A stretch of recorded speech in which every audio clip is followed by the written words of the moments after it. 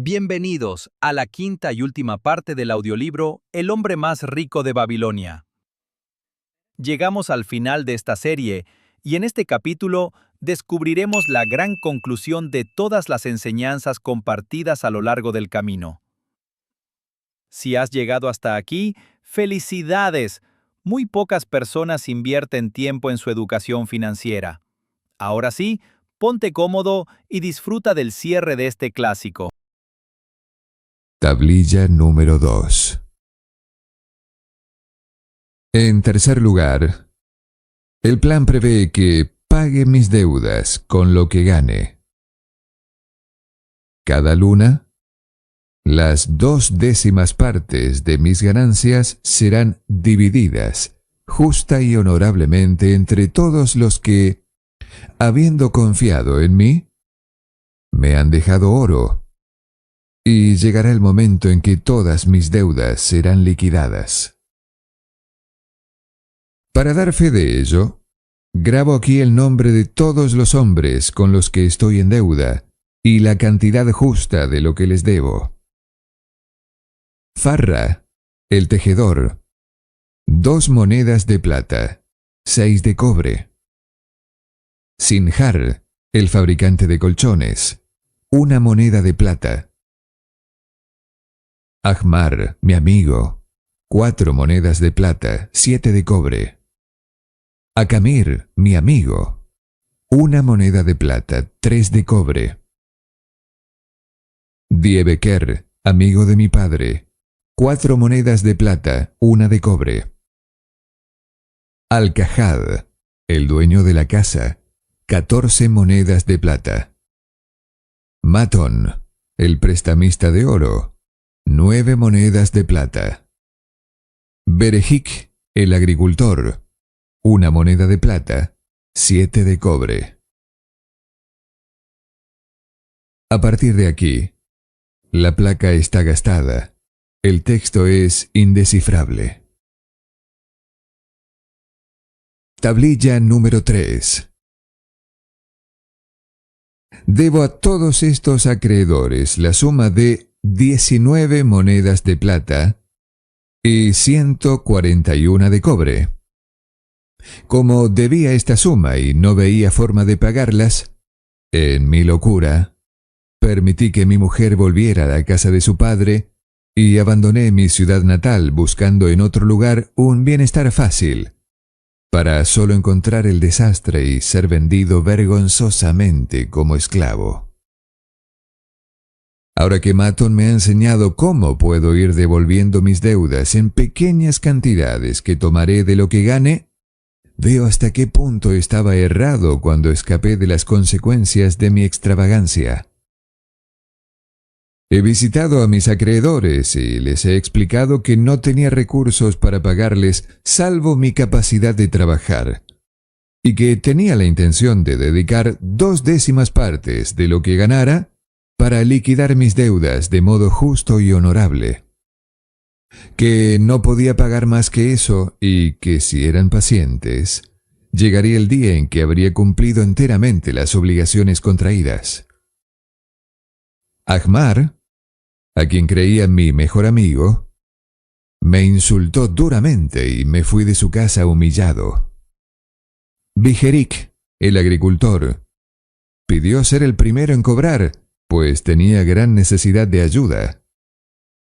Al-Kahad, el propietario de la casa, me advirtió de que si no arreglaba mi cuenta pronto, me causaría problemas. Todos los demás aceptaron gustosos mi proposición y estoy más determinado que nunca a pagar mis justas deudas, pues me he convencido de que es más fácil pagarlas que evitarlas. Trataré con imparcialidad a todos mis acreedores, aunque no pueda satisfacer las necesidades y demandas de alguno de ellos. Tablilla número 4. Vuelve a ser luna llena. He trabajado duro y con la mente liberada. Mi buena esposa me ha apoyado en el proyecto de pagar a mis acreedores. Gracias a nuestra sabia decisión, Durante la pasada luna he ganado la suma de 19 monedas de plata, al comprar unos robustos camellos para Nevatur. He repartido la ganancia según el plan, guardando 1/10 parte para ahorrarla, compartiendo 7 décimos con mi buena esposa para nuestras necesidades, y las 2/10 partes restantes las dividí entre mis acreedores de manera tan ecuánime como he podido en monedas de cobre. No he visto a Ahmar, pero he dado las monedas de cobre a su mujer. Bijerik ha estado tan contento que me habría besado la mano. Tan solo el viejo Alcajad ha gruñido y me ha dicho que le debía pagar más deprisa, a lo que he respondido que solo podría pagarle si estaba bien alimentado y tranquilo. Todos los demás han alabado mis esfuerzos y me han dado las gracias. Así, mi deuda ha disminuido en 4 monedas de plata en una luna, y ahora poseo casi 2 monedas más, que nadie puede reclamarme. Me siento más ligero de lo que había estado en mucho tiempo. La luna llena brilla una vez más. He trabajado duro, pero con resultados pobres. Solo he podido comprar unos pocos camellos y he ganado 11 monedas de plata. Sin embargo, mi mujer y yo nos hemos atenido al plan, aunque no nos hayamos comprado nuevos vestidos y solo hayamos comido un poco de sémola. He vuelto a guardar la 10ª parte y hemos vivido con las 7 décimas. Me he sorprendido cuando Ahmar ha alabado mi pago, aunque era mínimo, lo mismo que Birejik. Alcajad se ha enfadado, pero cuando le he dicho que me devolviera su parte si no la quería, la aceptó. Los otros han estado contentos, como antes. Vuelve a brillar la luna llena y grande es mi dicha. Descubrí una buena manada de camellos y compré algunos robustos. Mis ganancias han sido de 42 monedas de plata. Esta luna, mi mujer y yo hemos comprado sandalias y ropas que necesitábamos hace tiempo. También hemos comido carne y aves. Hemos pagado más de 8 monedas de plata a nuestros acreedores. Ni Alcajad protestó. El plan es formidable. Nos libera de las deudas y nos permite crear un tesoro que es tan solo nuestro. Ya hace 3 lunas que empecé a grabar esta tablilla. Cada una de ellas me he quedado con 1/10 parte de lo que había ganado. Cada una. Mi buena esposa y yo hemos vivido con las 7 décimas partes, incluso cuando resultaba difícil. Cada luna he pagado a mis acreedores las 2 décimas partes. Ahora guardo en mi bolsa 21 monedas de plata que son mías. Eso me permite andar con la cabeza alta y caminar con orgullo junto a mis pares. Mi mujer puede cuidar bien de la casa y va bien vestida. Somos felices de vivir juntos. Este plan tiene un inmenso valor. ¿No ha hecho de un antiguo esclavo un hombre honorable? Tablilla número 5. Brilla de nuevo la luna llena y recuerdo que ya hace mucho tiempo que grabé mi primera tablilla. 12 lunas van ya. Pero no por eso desatenderé el informe, ya que hoy mismo he pagado mi última deuda. Hoy, mi buena esposa y yo festejamos el triunfo que nos ha proporcionado nuestra determinación. Durante mi última visita a mis acreedores, ocurrieron algunas cosas de las que me acordaré durante mucho tiempo. Ahmar me suplicó que perdonara sus feas palabras y me dijo que, más que todo, deseaba especialmente mi amistad. Al final, el viejo Alcajad no es tan malo, pues me dijo: «Antes eras como un trozo de barro blando que podía ser apretado y moldeado por cualquier mano. pero ahora eres como una moneda de cobre que se puede sostener sobre su canto. Si necesitas plata u oro, ven a verme en cualquier momento. No es el único que me respeta. Muchos otros me hablan con deferencia. Mi buena mujer me mira con aquel brillo en los ojos que hace que un hombre se sienta seguro. Pero ha sido el plan el que me ha dado el éxito. Me ha hecho capaz de devolver el dinero de mis deudas y ha hecho tintinear el oro y la plata en mi bolsa. Lo recomiendo a los que quieran prosperar, pues si ha conseguido que un esclavo pagara sus deudas, ¿no ayudará a un hombre a encontrar su libertad? Y yo no lo he abandonado, pues estoy convencido de que, si lo sigo, me hará un hombre rico. St. Swithin's College, Nottingham University, Newark-on-Trent, Nottingham. 7 de noviembre de 1936. Señor Profesor Franklin Caldwell. Expedición Científica Británica. Gilag, Mesopotamia. Querido profesor, si en el transcurso de sus próximas excavaciones en las ruinas de Babilonia encuentra el fantasma de un viejo ciudadano, un tratante de camellos llamado Dabasir, hágame un favor.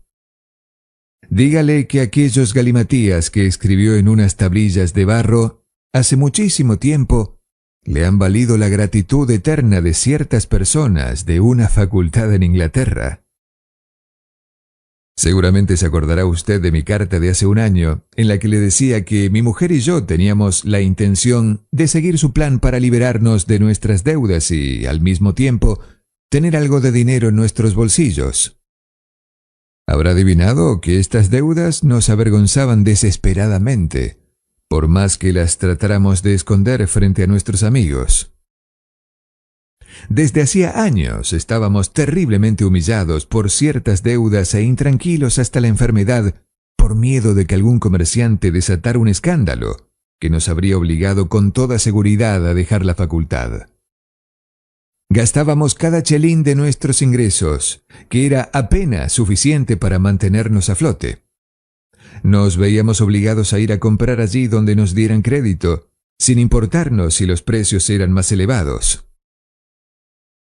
La situación fue empeorando en un círculo vicioso que, en vez de mejorar, se agravó.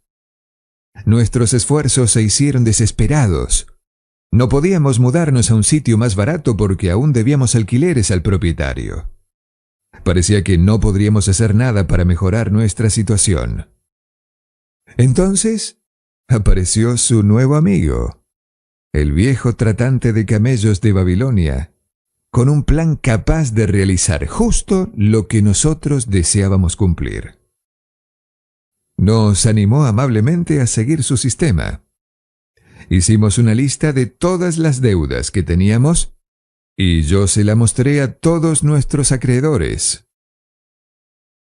Les expliqué que, tal como iban las cosas, era imposible que les pagara. Ellos mismos podían constatarlo mirando los números. Entonces, les dije que la única manera que yo veía de poderles pagar todo era apartando el 20% de mis ingresos mensuales, dividiéndolo equitativamente entre ellos, y así devolverles lo que les debía en 2 años o algo más que eso. Durante este intervalo haríamos todas nuestras compras al contado. Todos fueron verdaderamente correctos. Nuestro tendero, un viejo razonable, aceptó esta manera de que le cancelemos la deuda. Si pagan al contado todo lo que compran y van pagando lo que deben poco a poco, es mejor que si no me pagan nada, pues no le habíamos pagado desde hacía 3 años. Finalmente, guardé en lugar seguro una lista con sus nombres y una carta en la que, de mutuo acuerdo, les pedía que no nos importunaran mientras fuéramos desembolsando el 20% de nuestros ingresos. Comenzamos a idear sistemas para lograr vivir con el 70% de lo que ganábamos. Y estábamos decididos a ahorrar el 10% restante para hacerlo tintinear en nuestras bolsas. La idea de la plata y posiblemente la del oro eran de las más seductoras. Este cambio en nuestra vida fue toda una aventura. Aprendimos a disfrutar calculando y evaluando cómo vivir cómodamente con el 70% que nos quedaba. Empezamos por el alquiler y nos arreglamos para obtener una buena reducción. Después examinamos nuestras marcas favoritas de té y otros insumos y quedamos gratamente sorprendidos al ver que podíamos encontrar mejor calidad a precios más bajos. Es demasiado largo para contarlo por carta, pero, de todas formas, no ha resultado ser tan tedioso. Nos acomodamos a esta nueva situación con el mejor de los humores. ¡Qué alivio fue corroborar que nuestros asuntos económicos ya no se encontraban en un estado que nos hiciera sufrir por las viejas cuentas impagadas! No obstante, no olvidaré hablarle del 10% que estábamos obligados a hacer sonar en nuestras bolsas. Pues bien, solo lo hicimos sonar durante un cierto tiempo, no demasiado. ¿Sabe? Esa es la parte divertida. Es fantástico comenzar a acumular dinero que uno no quiere gastar. Se siente más placer gestionando una cantidad así que gastándola. Después de haberla hecho sonar para nuestro solaz, le encontramos una utilidad más provechosa. Elegimos un plan de inversiones que podíamos pagar con este 10% todos los meses. Esta decisión se ha manifestado como la más provechosa de nuestra regeneración y es la primera cosa que pagamos con mi nómina. Saber que nuestros ahorros crecen sin cesar es un sentimiento muy enriquecedor. De aquí hasta que se acabe mi carrera académica, estos ahorros deberán constituir una suma suficiente para que sus rentas nos basten a partir de ese momento. Y todo con el mismo salario. Es difícil de creer, pero cierto. Pagamos nuestras deudas gradualmente al mismo tiempo que nuestros ahorros aumentan. Además, ahora nos arreglamos mejor que antes en el campo económico. ¿Quién habría dicho que había tanta diferencia entre seguir un plan y dejarse llevar? A finales del próximo año, cuando hayamos pagado todas nuestras facturas, podremos invertir más y ahorrar para poder viajar. Estamos decididos a que nuestros gastos corrientes no superen el 70% de nuestros ingresos. Ahora puede usted entender por qué nos gustaría expresar nuestro agradecimiento personal a ese personaje cuyo plan nos ha salvado de ese infierno en la tierra. Él lo conocía. Había pasado por todo eso. Quería que otros sacaran provecho de sus amargas experiencias. Por ello pasó largas horas grabando su mensaje en la arcilla. Tenía un concepto auténtico para ofrecer a sus compañeros de sufrimientos. Un mensaje tan importante que, al cabo de 5000 años, ha salido de las ruinas de Babilonia tan vivo y verdadero como el día en que fue enterrado. Afectuosamente suyo. Alfred H. Shrewsbury. Departamento de Arqueología. Capítulo 10. El babilonio más favorecido por la suerte. Sharru-Nada, el príncipe mercader de Babilonia, avanzaba con orgullo a la cabeza de su caravana. Gustaba de los tejidos finos y llevaba ropas caras y favorecedoras. Le gustaban los animales de raza y montaba con agilidad en su semental árabe. Era difícil adivinar su avanzada edad al mirarlo. Ciertamente nadie habría podido sospechar que estaba atormentado interiormente. El viaje a Damasco había sido largo y con muchas dificultades. No le preocupaba Las tribus árabes eran feroces y estaban ávidas de saquear sus ricas caravanas, pero no temía puesto que sus numerosas tropas de guardia le aseguraban una buena protección. Estaba trastornado por la presencia de aquel joven a su lado que traía de Damasco. Era Hadangala, el nieto de su socio de hacía años, Arad Gula, a quien debía una eterna gratitud. Quería hacer algo por su nieto, pero cuanto más pensaba en ello, más difícil le parecía, justamente a causa del joven. «Cree que las joyas son adecuadas para los hombres», pensó mirando los anillos y pendientes del joven. Y, sin embargo, tiene el rostro enérgico de su abuelo. Pero él no llevaba ropas de colores tan llamativos. Lo he invitado a venir conmigo, esperando poder ayudarle a hacerse una fortuna y a huir del derroche con que su padre ha gastado su herencia. Hadangula puso fin a sus reflexiones. «¿Para qué trabajáis tan arduamente, siempre de un lado a otro con vuestra caravana haciendo largos viajes? Nunca os tomáis un tiempo para gozar de la vida». «¿Gozar de la vida?», repitió sonriente Sharrunada. «¿Qué harías tú para gozar de la vida si fueras Sharrunada?» «Si tuviera una fortuna como la vuestra, viviría como un príncipe. Nunca atravesaría el desierto. Gastaría los shekeles tan rápido como cayeran en mi bolsa. Llevaría las ropas más caras y las joyas más raras. Esa sería una vida de mi agrado, una vida que merecería la pena de ser vivida». Los dos hombres rieron. «Tu abuelo no llevaba joyas». Sharrunada había hablado sin pensar. Luego continuó en tono de broma. «¿Y no dejarías un tiempo para trabajar?» «El trabajo está hecho para los esclavos», respondió Hadangula. Sharrunada se mordió los labios, pero no respondió. Condujo en silencio hasta que el camino los llevó hasta una cuesta. Allí frenó su montura y señaló hacia el lejano Valle Verde. «Mira el valle. Mira más lejos, y podrás ver las murallas de Babilonia. La torre es el templo de Bel. Si tu vista es aguda, podrás incluso ver el humo del fuego eterno en lo más alto. ¿Así? Aquello es Babilonia. Siempre he deseado fuertemente ver la ciudad más rica del mundo», comentó Hadangula. «Allí donde mi abuelo empezó a levantar su fortuna. Si todavía estuviera vivo, no estaríamos ahora oprimidos dolorosamente».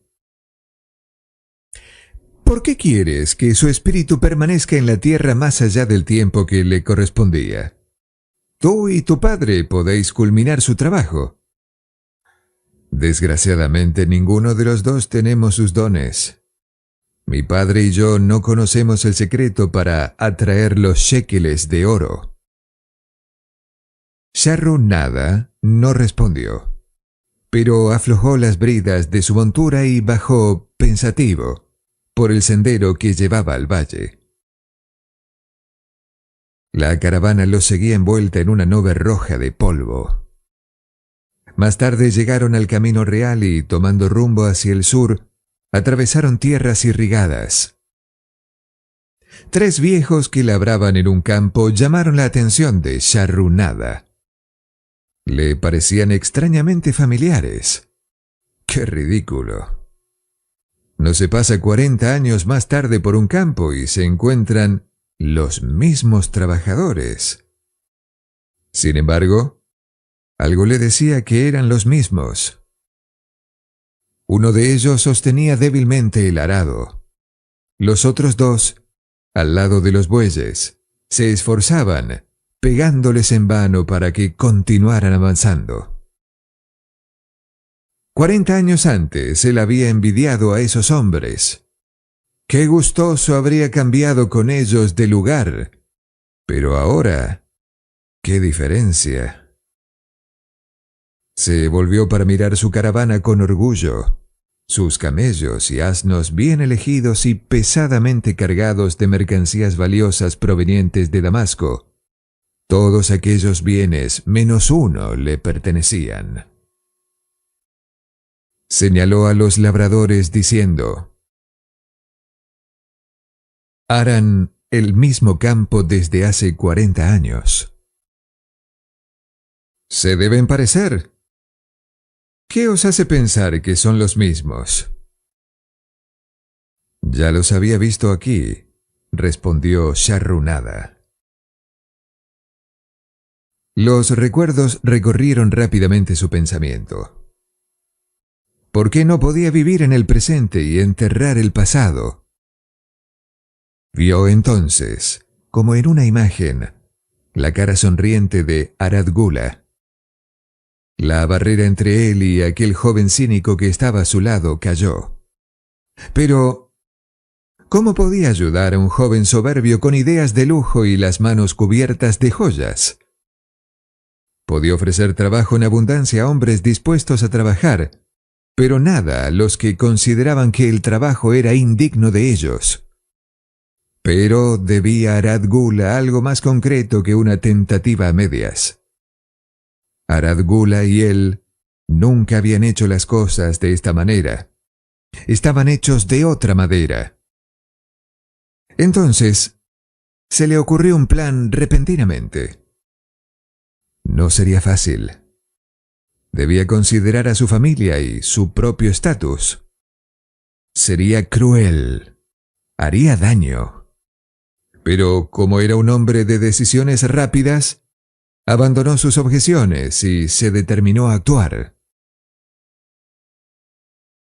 ¿Te gustaría saber cómo tu abuelo y yo formamos una sociedad que se revelaría tan ventajosa? ¿Por qué no me cuentas solo cómo conseguiste los shekeles de oro? Eso es lo único que necesito saber, replicó el joven. Comencemos por los hombres que están arando, continuó Sharrunada, ignorando su respuesta. Yo no era más viejo que tú.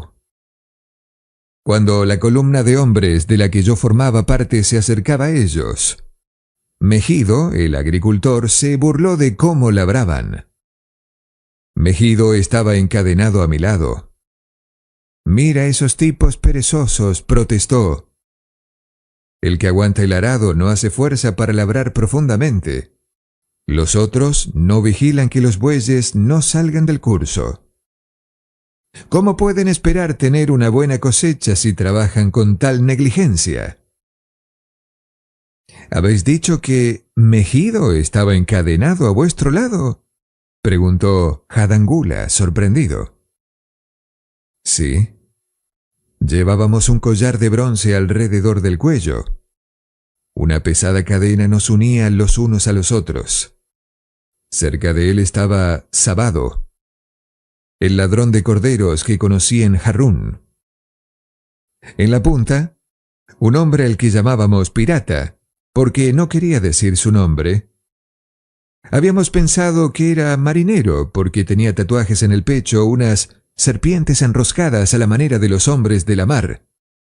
La columna estaba organizada de manera que los hombres pudieran avanzar de 4 en 4. ¿Ibais encadenado como un esclavo?, preguntó Hadangula con incredulidad. ¿Tu abuelo no te dijo que yo fui esclavo en un tiempo? Hablaba a menudo de vos, pero nunca hizo alusión a eso. Era un hombre en el que podías confiar los secretos más íntimos. Tú también eres un hombre en el que se puede confiar, ¿verdad? Sharrunada le miró fijamente a los ojos. Podéis contar con mi silencio, pero estoy muy sorprendido. Contadme cómo llegasteis a ser esclavo. Cualquiera puede encontrarse en esa situación. Sharrunada se encogió de hombros. Una casa de juego y la cerveza de cebada me llevaron a la ruina. Pagué los delitos de mi hermano, quien durante una pelea mató a su amigo. Yo fui entregado a la viuda por mi desesperado padre para que mi hermano no fuera perseguido por la ley. Cuando mi padre no pudo conseguir dinero suficiente para liberarme, ella se enfadó y me vendió en el mercado de esclavos. ¡Qué vergüenza! ¡Y qué injusticia!, protestó Hadangula. Pero decidme, ¿cómo recuperasteis vuestra libertad? Ya llegaremos a eso, pero todavía no. Continuemos la historia. Cuando pasamos ante ellos, los labradores se mofaron de nosotros. Uno de ellos se quitó el sombrero y nos saludó con reverencia. «¡Bienvenidos a Babilonia!», gritó, «invitados del rey. Os espera en las murallas de la ciudad, donde el banquete ya está servido. Ladrillos de barro y sopa de cebollas». Y rieron de buena gana. «¿Qué quiere decir eso de que el rey nos espera en las murallas?», pregunté. «En las murallas de la ciudad tendremos que llevar ladrillos hasta que se nos quiebre el espinazo, o tal vez nos peguen hasta la muerte antes de eso». «¿Quién quiere trabajar duramente?», comentó Sabado. «Esos labradores son listos y no se rompen la espalda, solo lo aparentan». «No se puede prosperar siendo un gandul», protestó Mejido. «Si labras 1 hectárea, habrás hecho una buena jornada de trabajo y da lo mismo si tu amo lo sabe o no. Pero si solo haces la mitad, eres un gandul. Yo no lo soy. Me gusta trabajar y hacerlo bien, pues el trabajo es el mejor amigo que he tenido. Me ha dado todas las cosas buenas que tengo, mi granja y mis vacas, mis cosechas, todo». «¿Y dónde están todas estas cosas ahora?», se burló Sabado. «Creo que es más provechoso ser inteligente y pasar desapercibido sin trabajar. Mírame a mí. Cuando nos vendan, yo transportaré agua o haré alguna otra tarea fácil, mientras tú, que te gusta trabajar, te partirás el espinazo transportando ladrillos». Y rió estúpidamente. Esa noche me invadió el terror. No podía conciliar el sueño. Me acerqué a la línea de guardia y cuando los otros se hubieron dormido, llamé la atención de Godoso, que hacía el primer turno. Era uno de esos tunantes árabes, una especie de canalla que creía que si te robaba, además te tenía que cortar el cuello. «Dime, Godoso», le susurré, ¿nos venderán cuando lleguemos a las murallas de Babilonia? «¿Para qué lo quieres saber?», preguntó prudentemente. «¿No lo entiendes?», le supliqué. «Soy joven y quiero vivir. No quiero ser hostigado o azotado hasta la muerte. ¿Tengo posibilidades de tener un buen amo?». «Voy a decirte algo», me susurró en respuesta. «Tú eres un buen tipo. No me das complicaciones.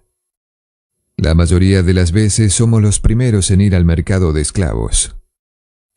Escucha ahora. Cuando vengan los compradores, diles que eres un buen trabajador, que te gusta trabajar duro y para un buen amo. Si no los animas a comprarte, el día siguiente te encontrarás llevando ladrillos, un trabajo agotador». Después se alejó. Me tumbé en la arena caliente mirando las estrellas y pensando en el trabajo. Aquello que había dicho Mejido de que el trabajo era su mejor amigo me hizo preguntarme si también sería el mío. Verdaderamente lo sería si me ayudaba a ser libre. Cuando Mejido se despertó, le susurré la buena noticia. Un brillo de esperanza nos acompañó camino a Babilonia. A media tarde nos íbamos acercando a las murallas y podíamos ver las filas de hombres parecidos a hormigas negras que escalaban por los escarpados senderos. Al aproximarnos, quedamos sorprendidos de ver a miles de hombres que trabajaban. Algunos cavaban los fosos, otros transformaban la tierra en ladrillos de barro. La mayoría carreteaba ladrillos en grandes cestas por los empinados caminos, hasta donde se encontraban los albañiles. Los vigilantes insultaban a los rezagados y hacían chasquear los látigos en la espalda de los que se salían de la fila. Algunos pobres hombres agotados se tambaleaban y caían bajo las pesadas cestas, incapaces de incorporarse. Si los latigazos no podían ponerlos de pie, los apartaban de las filas y los dejaban de lado. Pronto caerían cuesta abajo, con los demás cuerpos de esclavos que esperaban junto al camino una sepultura sin bendecir. Me estremecí mirando esta escena. Aquellos los que esperaba al hijo de mi padre si no tenía éxito en el mercado de esclavos. Godoso tenía razón. Atravesamos los portones de la ciudad y nos fuimos a la prisión de esclavos. A la mañana siguiente nos condujeron al recinto del mercado. Allí, los demás esclavos se apretaban asustados los unos contra los otros, y solo los látigos conseguían que se movieran para que los vieran los compradores. Mejido y yo hablábamos animadamente con todos los hombres que nos lo permitían. Las famosas construcciones de la antigua Babilonia, las murallas, los templos, los jardines colgantes y los grandes canales fueron posibles gracias al trabajo de esclavos, principalmente prisioneros de guerra, lo que explicaba el maltrato que sufrían. Algunos también eran ciudadanos de Babilonia y sus provincias, vendidos como esclavos a causa de delitos cometidos o de problemas financieros. Era costumbre que los hombres se ofrecieran a sí mismos o a sus familias para garantizar el pago de préstamos, juicios legales y otras obligaciones. Por lo que en caso de impago, las personas afectadas podrán ser vendidas como esclavos. El vendedor de esclavos llamó a los soldados de la Guardia Real, que encadenaron a Pirata y le pegaron brutalmente en cuanto protestó. Cuando se lo llevaron, sentí pena por él. Mejido presintió que pronto nos separaríamos y cuando no teníamos compradores cerca, me hablaba seriamente para hacerme comprender cuán importante sería el trabajo en mi futuro. Algunos hombres lo detestan, lo hacen su enemigo. Es mejor que lo trates como a su amigo, hacer que te quiera. No te preocupes si es duro. Cuando quieres construir una buena casa, no te importa si las vigas son pesadas o si el pozo del que sacas el agua para el yeso está lejos. Prométeme, muchacho, que si tienes un amo, trabajarás para él tanto como puedas. No te inquietes si él no aprecia tu trabajo. Recuerda que el trabajo bien hecho hace bien al que lo realiza, lo convierte en un mejor hombre. Aquí se paró porque un corpulento agricultor venía hacia la valla para mirarnos con interés. Mejido le preguntó sobre su granja y sus cultivos, convenciéndolo de que le sería de gran utilidad. Tras un regateo violento con el vendedor de esclavos, el granjero sacó una gran bolsa de oro de entre sus ropas y poco después Mejido seguía a su nuevo amo hasta desaparecer. Otros hombres fueron vendidos durante la mañana. A mediodía, Godoso me confió que el vendedor estaba ya harto y que no pasaría una noche más allí, sino que al atardecer llevaría el resto de esclavos al comprador del rey. Yo ya estaba desesperado de mi suerte cuando un hombre gordo y de aspecto amable se acercó al muro y preguntó si entre nosotros había algún pastelero.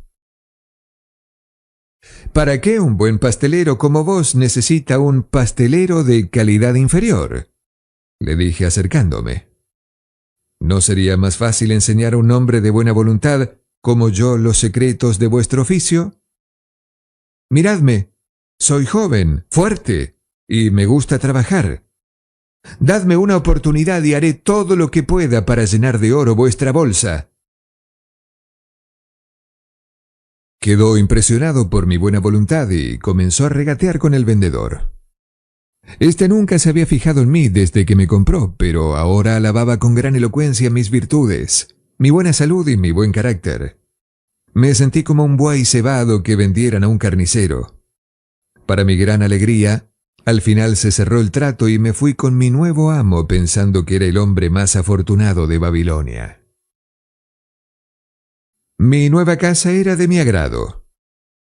Nananaid, mi amo, me enseñó a moler la cebada en un cuenco de piedra del pato, a hacer un fuego en el horno y, finalmente, a moler muy fina la harina de sésamo para hacer los pasteles de miel.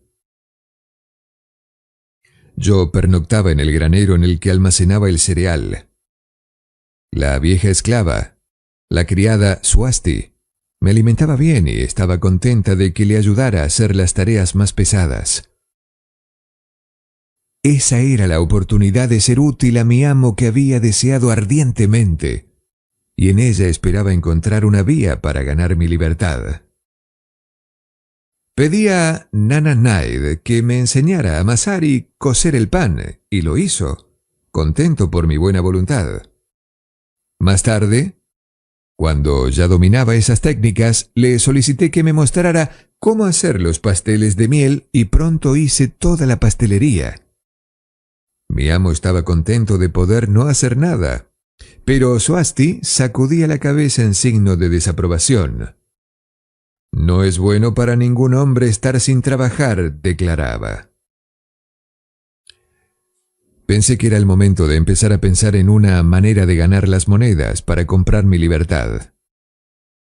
Como acababa mi trabajo a mediodía, pensé que Nananaid estaría de acuerdo en que buscara un empleo provechoso para las tardes, trabajo del que podríamos compartir los beneficios. Después tuve una idea. ¿Por qué no hacer más pasteles de miel y venderlos a los hombres hambrientos en las calles de la ciudad? Presenté mi plan a Nananaid de la siguiente manera. Si una vez haya terminado la pastelería, puedo disponer de mis tardes para haceros ganar más dinero a vos, ¿no sería justo que compartierais parte de las ganancias conmigo? Así tendré un dinero propio para poder comprar las cosas que todo hombre desea y necesita. Es bastante justo, admitió. Cuando le presenté mi plan para vender pasteles de miel, estuvo muy contento. Mira qué haremos, sugirió. Los venderás a 1 céntimo el par. Me devolverás la mitad de lo que ganes para pagar la harina, la miel y la leña necesaria para cocerlos. Yo me quedaré con la mitad del resto y la otra mitad será tuya. Estaba bien contento de aquella generosa oferta que consistía en darme la 1/4 parte de mis ventas. Aquella noche trabajé hasta tarde para fabricar una bandeja sobre la que colocar los pasteles. Nananaid me dio uno de sus vestidos usados para que tuviera un aspecto pulcro y Swasti me ayudó a apetecharlo y lavarlo. Al día siguiente hice una cantidad de más de pasteles de miel. Comencé a anunciar mi mercancía paseándome por la calle. Los pasteles tenían aspecto de estar bien cocidos y ser apetitosos. Al principio nadie parecía interesado y me desalenté, pero continué y cuando más tarde los hombres tuvieron hambre, empezaron a comprar. Pronto la bandeja estaba vacía. Nananaid estaba muy contento de mi éxito y me pagó mi parte de buena gana. Yo estaba encantado de tener algo de dinero. Mejido tenía razón cuando decía que el amo aprecia los trabajos de un buen esclavo.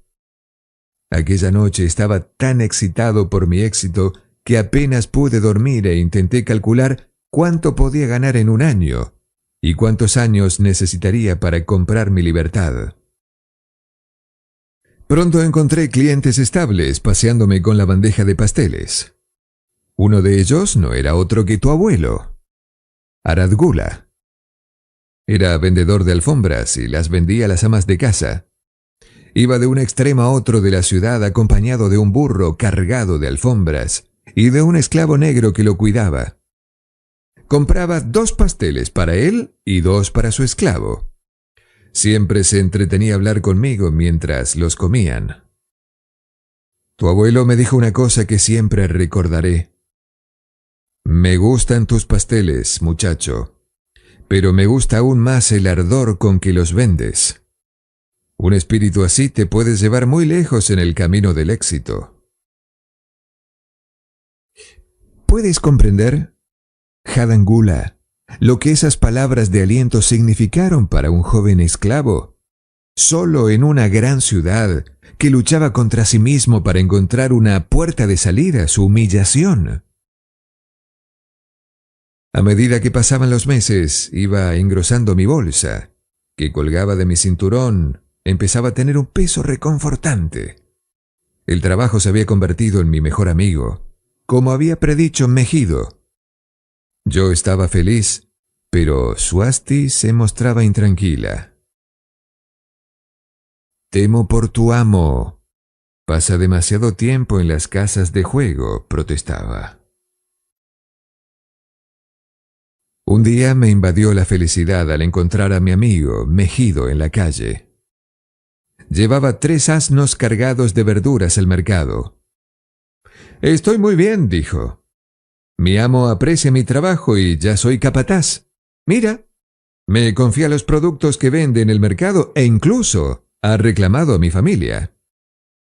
El trabajo me ayuda a recuperarme de mi gran desgracia y algún día me ayudará también a comprar mi libertad y a volver a tener una granja.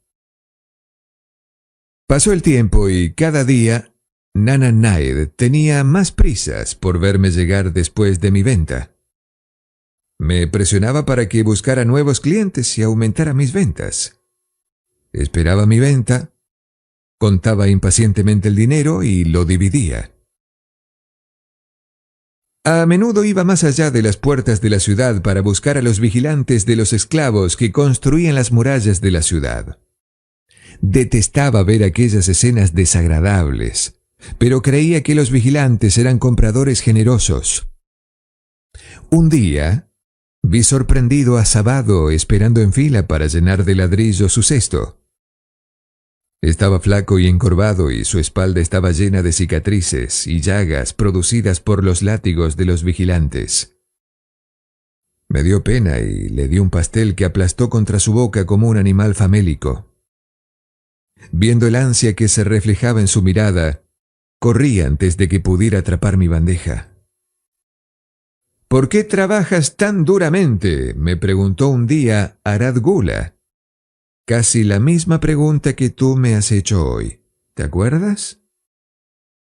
Le dije lo que me había contado Megido sobre el trabajo y cómo había resultado ser mi mejor amigo.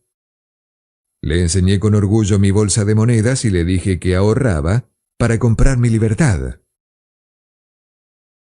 ¿Qué harás cuando seas libre?, preguntó. Tengo la intención de hacerme mercader, contesté. Entonces me confió algo que nunca sospeché. Tú no sabes que yo también soy esclavo. Soy socio de mi amo. Calla, ordenó Hadan Gula. No escucharé mentiras difamatorias sobre mi abuelo. No era ningún esclavo. Sus ojos brillaban de cólera. Sharrunada permaneció en calma. Lo honro por haberse elevado desde su desgracia y haberse convertido en un gran ciudadano de Damasco. Y tú, su nieto, ¿estás hecho de la misma madera? ¿Eres tan hombre como para hacer frente a la realidad o prefieres vivir con falsas ilusiones? Hadan Gula se irguió en la silla y respondió con la voz ahogada por una profunda emoción. Todo el mundo amaba a mi abuelo. Sus buenas acciones fueron incontables. ¿No fue él quien, cuando llegó el hambre, compró grano en Egipto y lo transportó en su caravana para distribuirlo entre la gente y que así no murieran de hambre? ¿Por qué decís que no era más que un despreciable esclavo de Babilonia? Si siempre hubiera sido un esclavo, tal vez habría sido despreciable. Pero cuando, gracias a su esfuerzo, se convirtió en un gran hombre en Damasco, seguro que Dios perdona sus desgracias y lo honraron con su respeto, respondió Sharrunada. Tras decirme que era un esclavo, me contó hasta qué punto ansiaba recobrar su libertad. Ahora que poseía suficiente dinero para comprarla, estaba preocupado por lo que haría en el futuro. Ya no hacía buenas ventas como antes y temía el momento en que careciera del apoyo de su amo. Su indecisión me indignó. No te ates más a tu amo. Encuentra nuevamente la sensación de ser un hombre libre. Actúa como tal y triunfa como tal.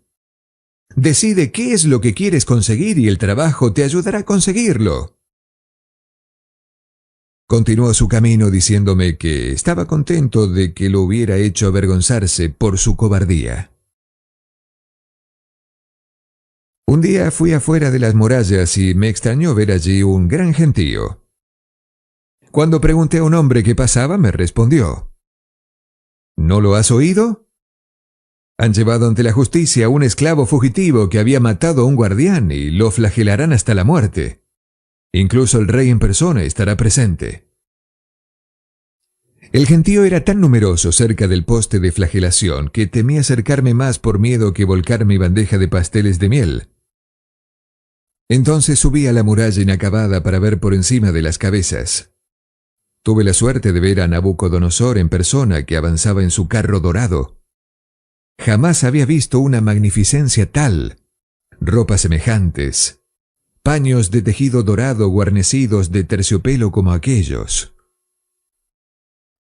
No pude ver la flagelación, pero pude oír los gritos desgarradores del pobre esclavo. Me pregunté cómo alguien tan noble como nuestro rey podía aceptar ver un sufrimiento tal. Pero cuando vi que reía y bromeaba con sus nobles, supe que era cruel y entendí por qué imponían a los esclavos que construían las murallas aquellas inhumanas labores. Una vez muerto el esclavo, colgaron su cuerpo de una pierna en el poste para que todo el mundo pudiera verlo. Cuando la muchedumbre se comenzó a dispersar, me acerqué a él. Sobre su pecho reconocí el tatuaje de las 2 serpientes abrazadas. Era pirata. Las costumbres de los esclavos de la antigua Babilonia, aunque nos parezcan contradictorias, estaban severamente por la ley. Por ejemplo, un esclavo podía poseer bienes de todo tipo, incluso otros esclavos sobre los que su amo no tenía ninguna potestad. Los esclavos se casaban libremente con no esclavos. Los hijos de mujeres libres eran libres. La mayoría de los comerciantes de la ciudad eran esclavos. Muchos de estos tenían negocios con sus amos y eran ricos. Cuando volví a ver a Arad Gula, era ya otro hombre. Me recibió lleno de entusiasmo. «¡Mira al esclavo libre! Tus palabras fueron mágicas. Ya mis ventas y beneficios aumentan. Mi mujer está encantada. Ella era una mujer libre, la sobrina de mi amo, y desea ardientemente que nos mudemos a un pueblo donde nadie sepa que he sido esclavo. De esta manera nuestros hijos estarán a salvo de todo reproche sobre la desgracia de su padre. El trabajo ha sido mi mejor ayuda. Me ha hecho capaz de recuperar confianza y la habilidad para vender». Estaba encantado de haberlo podido ayudar, aunque solo hubiera sido para devolverles los ánimos que él me había dado. Una noche, Swasti vino a verme angustiada. «Tu amo está en problemas. Tengo miedo por él. Hace unos meses perdió mucho dinero en el juego. Ya no paga el granjero de la harina y la miel. Ya no paga el prestamista. Y ahora están enfadados y lo amenazan. ¿Por qué debemos preocuparnos por sus locuras?, dije sin pensar. No somos sus guardianes. Loco, no comprendes nada. Ha dado tu título al prestamista como aval. Según la ley, puede reclamarte y venderte. Es un buen amo, no sé qué hacer. ¿Por qué se ha de abatir sobre él una desgracia así? Los temores de Swasti eran fundamentados. Mientras hacía los pasteles del día siguiente por la mañana, llegó el prestamista con un hombre que se llamaba Sasi. Ese hombre me miró y dijo que le parecía buen trato. El prestamista no esperó a que llegara mi amo y le dijo a Swasti que le informara de que me habían llevado. Solamente con la ropa que llevaba puesta y mi bolsa fuertemente atada a mi cinturón, me obligaron a alejarme de los pasteles sin acabar. Me habían alejado de mis deseos más profundos como el huracán arranca el árbol del bosque y lo arroja en el tempestuoso mar. Una casa de juego y la cerveza de cebada me volvían a causar desgracias. Sasi era brusco, tosco. Mientras me conducía a través de la ciudad, le iba contando el buen trabajo que había hecho para Nana Naid y le decía que esperaba hacer lo mismo por él. Su respuesta no me dio ningún ánimo. No me gusta ese trabajo, ni tampoco a mi amo. El rey le ha ordenado que me envíe a construir una parte del Gran Canal. Mi amo me ha dicho que comprara más esclavos, que trabajara duro y que acabara rápidamente. ¿Cómo se puede acabar un trabajo tan enorme rápidamente? Imagina el desierto sin árboles, tan solo arbustos pequeños y un sol tan ardiente que el agua de nuestros barriles se calentaba al punto que nos costaba beberla. Después imagina filas de hombres que bajan a un profundo agujero y suben arrastrando pesados cestos llenos de tierra por senderos polvorientos, de sol a sol. Imagina la comida servida en abrevaderos que usábamos como cerdos. No teníamos tiendas ni paja para las camas. En esta situación me encontré. Enterré mi bolsa en un sitio marcado, preguntándome si algún día saldría de allí. Al principio trabajaba con buena voluntad, pero a medida que los meses pasaban, sentía cómo el alma se me quebrantaba. Luego la fiebre se apoderó de mi cuerpo contusionado. Perdí el apetito y apenas podía comer el cordero y las verduras que nos daban. Por la noche daba vueltas en mi camastro sin poderme dormir. Sumido en esta miseria me preguntaba si no era mejor el plan de Sabado, holgazanear e intentar no partirse el espinazo trabajando. Entonces recordé la última vez que lo había visto y me di cuenta de que su plan no era bueno. En mi amargura pensé en pirata y me pregunté si no era preferible luchar y matar. La memoria de su cuerpo ensangrentado me recordó que también su plan era inútil. Entonces me acordé de Mejido. Sus manos eran profundamente callosas a fuerza de trabajo, pero su corazón estaba ligero y en su rostro había felicidad. Su plan era el mejor. Sin embargo, yo estaba tan dispuesto a trabajar como Mejido. Él no habría trabajado más duramente. ¿Por qué mi trabajo no me proporcionaba felicidad y éxito? ¿Era el trabajo lo que había dado la felicidad y el éxito a Mejido? ¿O estos eran bienes en manos de Dios? ¿Trabajaría el resto de mi vida sin satisfacer mis deseos, sin éxito ni felicidad? Todas estas cuestiones se agolpaban sin respuesta en mi mente. Estaba dolorosamente confuso.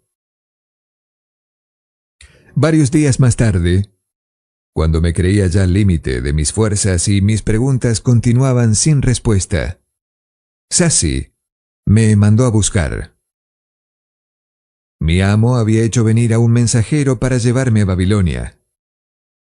Cavé para recuperar mi precioso saquito, lo escondí entre mis harapos y partí. Al marchar, aquellos mismos pensamientos siguieron pasando raudos por mi febril cerebro, como un huracán dando vueltas a mi alrededor. Me pareció vivir la extraña letra de una canción de Arrun, mi ciudad natal.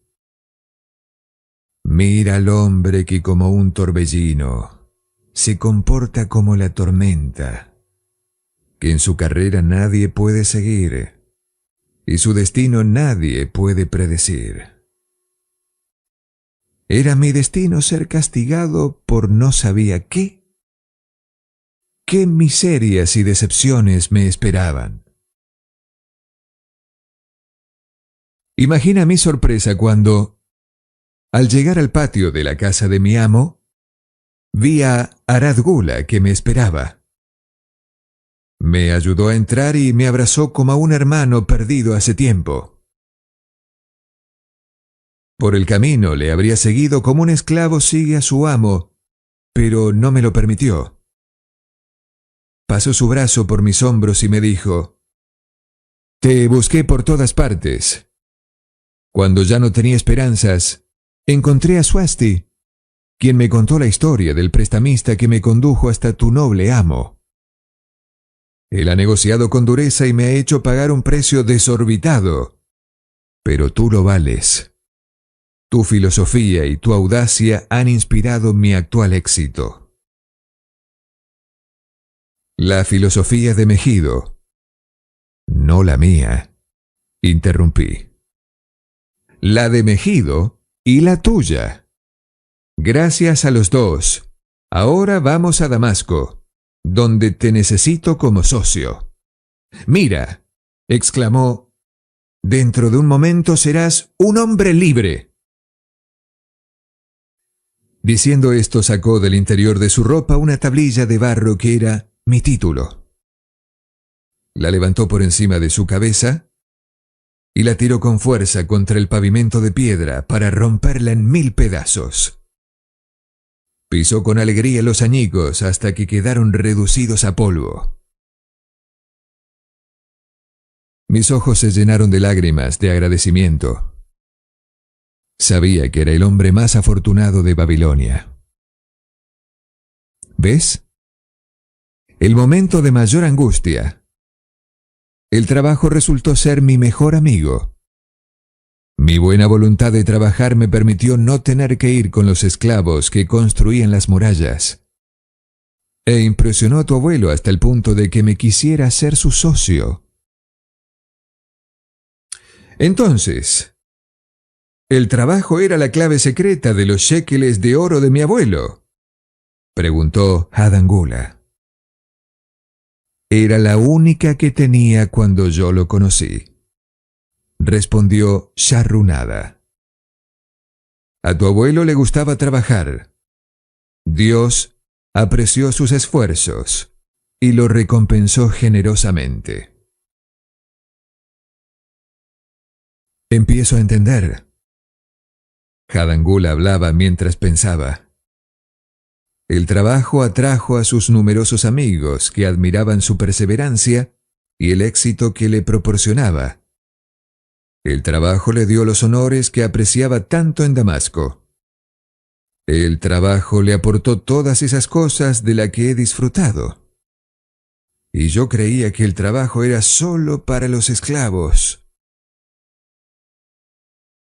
La vida está llena de numerosos placeres de los que puede gozar el hombre, comentó Sharrunada, y cada uno tiene su lugar. Estoy contento de que el trabajo no esté solo reservado a los esclavos. Si así fuera, me vería privado de mi mayor goce.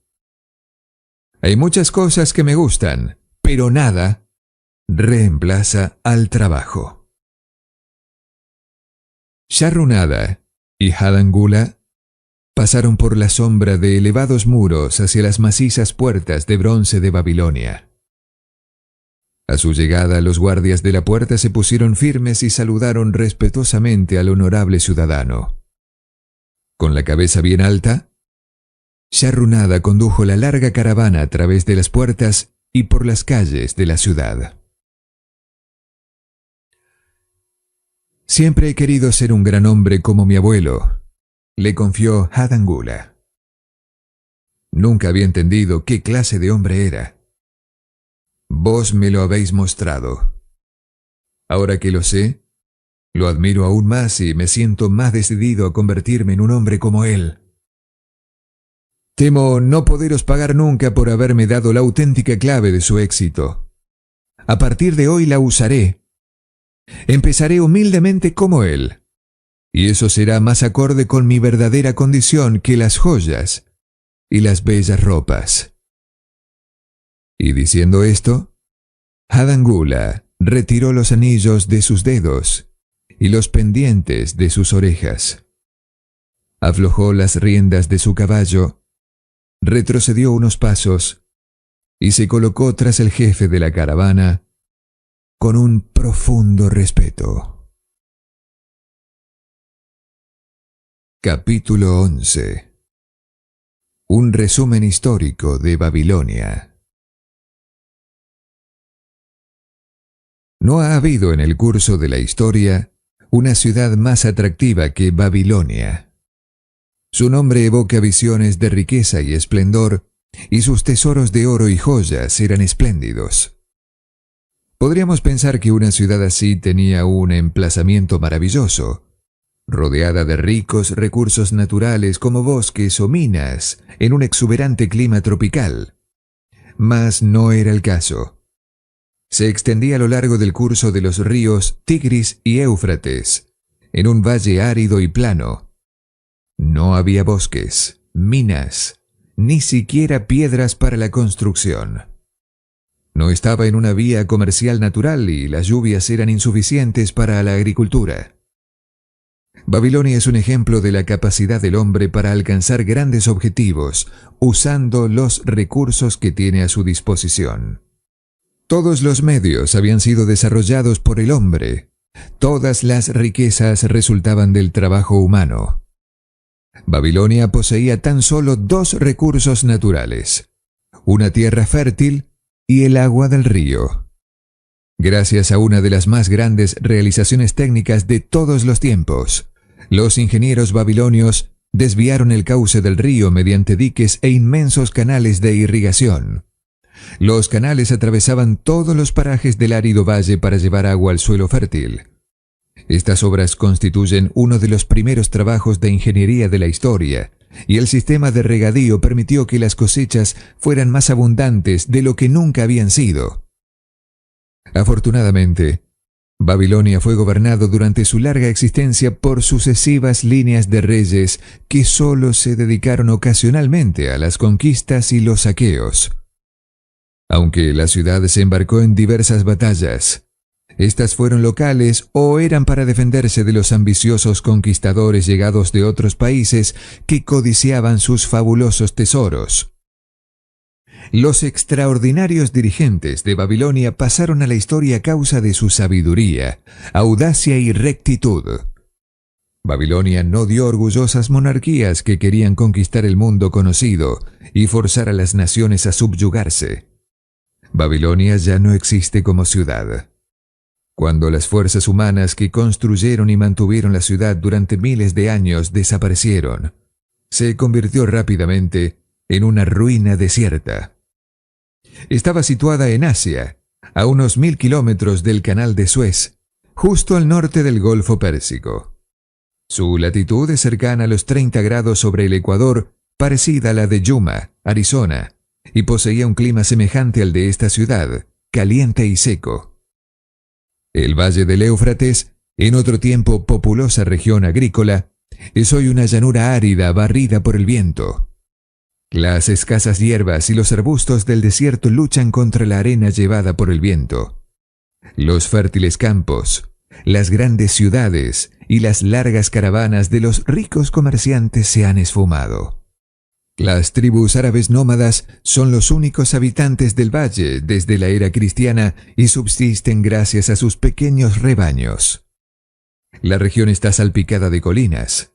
Al menos durante siglos fueron consideradas como tales, pero los fragmentos de alfarería y ladrillos gastados por las ocasionales lluvias llamaron finalmente la atención de los arqueólogos. Se organizaron campañas para realizar excavaciones financiadas por museos europeos y americanos. Los picos y las palas demostraron rápidamente que aquellas colinas eran ciudades antiguas, o más bien, tumbas de ciudades. Babilonia es una de ellas. Los vientos habían esparcido sobre ella el polvo del desierto durante 20 siglos. Las murallas, originalmente construidas de ladrillo, se habían desintegrado y habían vuelto a la tierra. Así es hoy en día la rica ciudad de Babilonia, un montón de tierra olvidado hace tanto tiempo que nadie conocía su nombre hasta que se retiraron los escombros acumulados durante siglos en las calles, los templos y palacios. Algunos científicos consideran que las civilizaciones babilónica y las de otras ciudades del valle son las más antiguas de las que se tiene conocimiento. Se han demostrado fehacientemente algunas fechas que se remontan hasta los 8000 años de antigüedad. En las ruinas de Babilonia se descubrieron descripciones de un eclipse solar. Los astrónomos modernos calcularon fácilmente cuándo hubo un eclipse visible en Babilonia y pudieron, así, establecer la relación entre su calendario y el nuestro. Así se pudo calcular que hace 8000 años, los sumerios que ocupaban Babilonia vivían en ciudades fortificadas. No se puede calcular desde cuándo existían dichas ciudades. Sus habitantes no eran simples bárbaros que vivían en el interior de unas murallas protectoras, sino personas cultas e inteligentes. Tanto como puede remontarse en el pasado la historia escrita, fueron los primeros ingenieros, astrónomos, matemáticos, financieros y el primer pueblo que poseyó una lengua escrita. Ya hemos hablado de los sistemas de irrigación que transformaron el árido valle en un vergel cultivado. Los vestigios de los canales aún son visibles, aunque la mayoría están llenos de arena. Algunos de ellos eran tan grandes que, cuando no llevaban agua, una docena de caballos podían galopar de frente en su interior. Se los compara en amplitud con los canales más anchos de Colorado y Utah. Además de regar la tierra, los ingenieros babilonios llevaron a cabo otro proyecto igualmente vasto: recuperar una inmensa región pantanosa en la desembocadura del Éufrates por medio de un sistema de drenaje y hacerla cultivable. Heródoto, historiador y viajero griego, visitó Babilonia tal como era durante su apogeo y nos dejó la única descripción conocida hecha por un foráneo. Sus escritos presentan una pintoresca descripción de la ciudad y algunas de las extrañas costumbres de sus habitantes. Menciona la fertilidad notable de la tierra y las abundantes cosechas de trigo y cebada.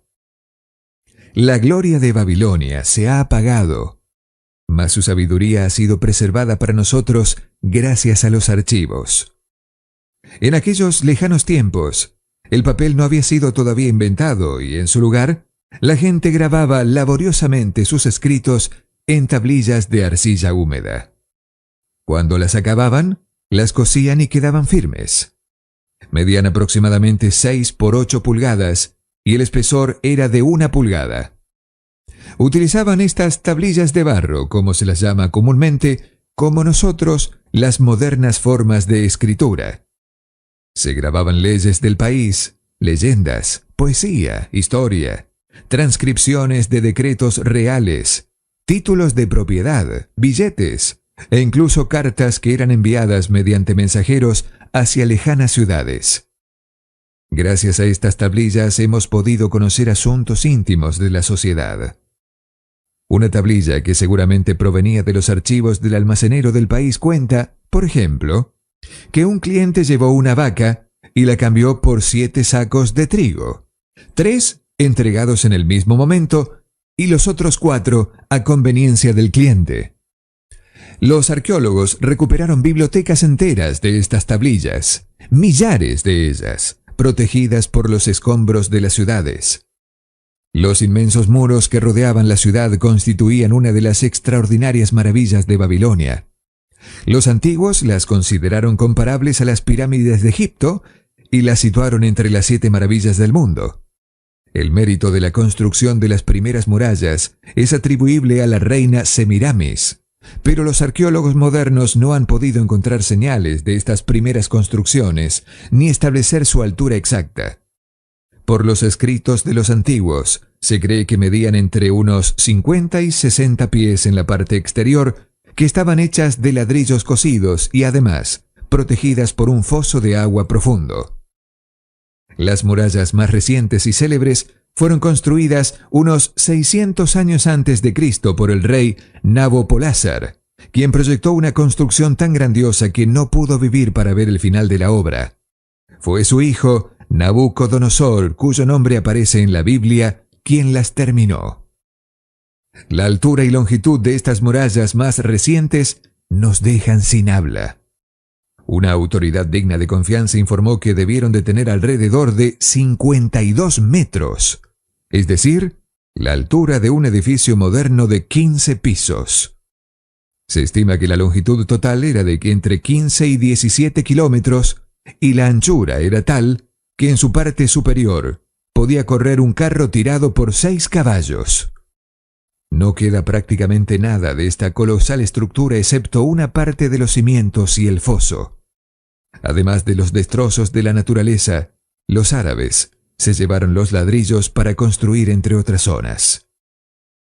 Uno tras otro, los ejércitos victoriosos de casi todos los conquistadores de ese periodo de guerras invasoras se enfrentaron contra las murallas de Babilonia. Una multitud de reyes asedió Babilonia, pero fue todo en vano. Los ejércitos invasores de aquel tiempo no eran despreciables, y los historiadores hablan de fuerzas de 10.000 caballeros, 25.000 carros y de 1.200 regimientos de infantes, de 1.000 hombres cada uno. A menudo necesitaban 2 o 3 años de preparación para reunir el material de guerra y los depósitos de vituallas a lo largo de la línea de marcha propuesta. La ciudad de Babilonia estaba organizada casi como una ciudad moderna. Había calles y tiendas, vendedores ambulantes que ofrecían sus mercancías en los barrios residenciales, sacerdotes que oficiaban en magníficos templos. Una muralla aislaba los palacios reales en el interior de la ciudad. Dicen que éstas eran más altas que las de la ciudad. Los babilonios eran artesanos hábiles que trabajaban en la escultura, la pintura, el tejido, el oro, y fabricaban armas de metal y maquinaria agrícola. Los joyeros creaban piezas de exquisito gusto y algunas muestras que han sido recuperadas de las tumbas de ciudadanos ricos se exponen en museos de todo el mundo. En una muy lejana época, cuando el resto del mundo cortaba árboles con hachas de piedra o cazaba y luchaba con lanzas y flechas con punta de piedra, los babilonios ya usaban hachas, lanzas y flechas de metal. Eran inteligentes financieros y comerciantes. Por lo que sabemos, fueron los inventores del dinero como moneda de cambio, de los billetes y de los títulos de propiedad escritos. Babilonia no fue conquistada por sus enemigos hasta cerca de 540 años antes de Cristo. Pero tampoco entonces fueron tomadas sus murallas. La historia de la caída de Babilonia es de lo más extraordinario. Ciro, uno de los grandes conquistadores de la época, proyectaba atacar la ciudad y tomar las murallas insondables. Los consejeros de Nabónidos, rey de Babilonia, le persuadieron para que fuera ante Ciro y librara batalla sin esperar a que la ciudad estuviera asediada. El ejército babilónico, tras derrotas consecutivas, se alejó de la ciudad. Ciro entró por las puertas abiertas de la ciudad, que no ofreció resistencia. El poder y el prestigio de Babilonia fue gradualmente declinando hasta que, al cabo de unos siglos, fue abandonada, dejada a merced de vientos y tormentas que la devolvieron al desierto sobre el que se había erigido en su origen. Babilonia había caído para nunca volverse a levantar, pero debemos mucho a su civilización. El tiempo ha reducido a polvo las orgullosas paredes de sus templos, pero su sabiduría aún sobrevive. Y así concluye El hombre más rico de Babilonia. Espero que estas 5 partes te hayan inspirado tanto como a millones de personas que han transformado su vida gracias a este libro. Si te gustó esta serie, dale like, suscríbete y no te pierdas los próximos audiolibros y resúmenes que estaré subiendo al canal. Gracias por acompañarme hasta el final. Hasta pronto.